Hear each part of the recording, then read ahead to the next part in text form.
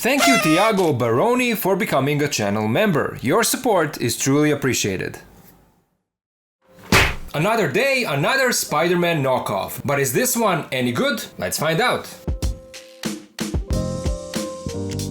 Hello and welcome back to the channel. In this video we're gonna take a look at this knockoff of MAFEX number 241, Friendly Neighborhood Spider-Man from Spider-Man No Way Home. A big thank you to the guys from DC Marvel Toy Store for making this review possible. In case you want to get this figure, you can do so over my link in the video description. Now, I've been talking about this KO the day it was announced, and I've been looking forward to it because I don't have the original MAFEX figure. I do have the original SHF version, and I'm gonna compare it to this guy a little bit later. I also have to point out that this is not made by CT Toys or AC Factory, so our expectations have to be a bit lower. Okay, first a quick look at the packaging, and it's your standard MAFEX box that has a big plastic window in front showing the figure and some of the accessories. Then we have a promo shot and text, but no MAFEX or Marvel logo. Side of the box shows another promo shot and a Spider-Man No Way Home text. Back of the box shows even more images and alternate heads. Here is the other side, top and the bottom. But now, let's open it up and let's take a look at the figure.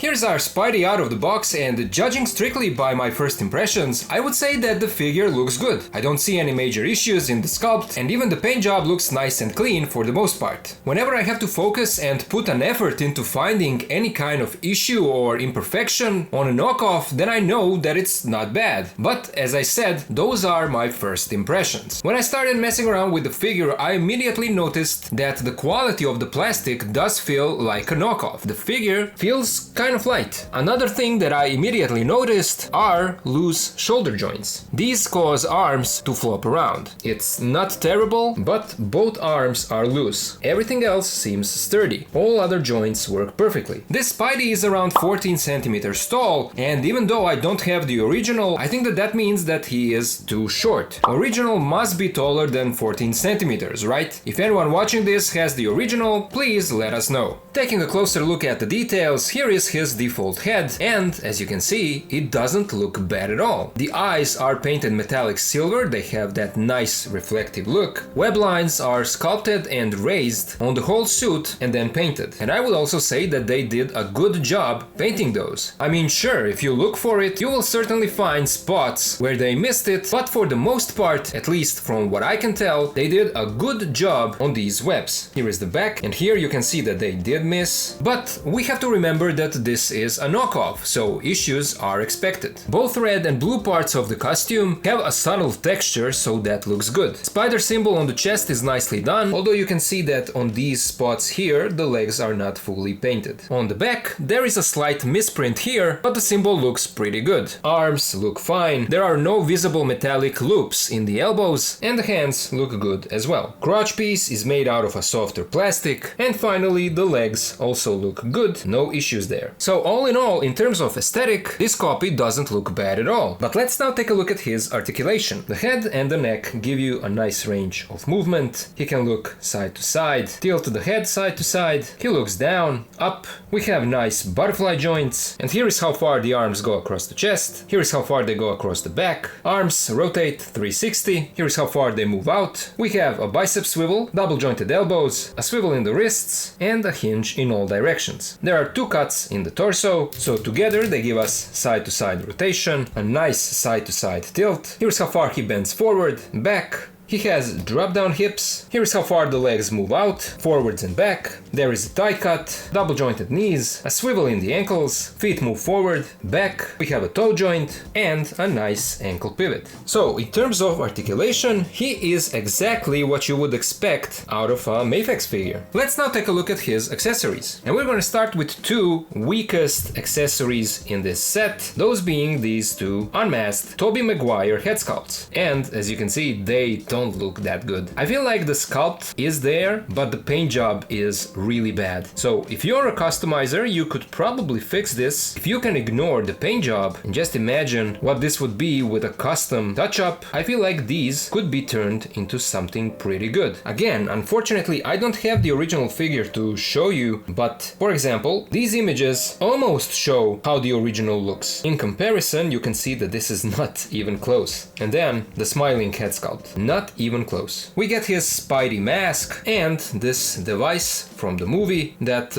looks good. It is made out of a softer plastic, but it's fine. It has some paint on it, so that's good. Then we get all kinds of hands. A pair of fisted hands are already on the figure. We get a pair of web holding hands, a pair of pointing hands, of course, this pair of gesturing hands, a pair of web shooting hands, one pair of relaxed hands, and then another pair of relaxed hands that look slightly different. We get a pair of wall crawling hands and another pair of same wall crawling hands but with magnets. And of course, where there are magnetic hands, we also get magnetic feet. They also give us a transparent light stand and then few different web effects. We get a pair of these, a pair of longer shooting webs and a pair of shorter shooting webs. And the final accessory here is this Doctor Strange portal. And this is great. I'm so glad that this was included because even though it is a KO, this still looks pretty good. Here's how the alternate unmasked head looks on this body, and it kind of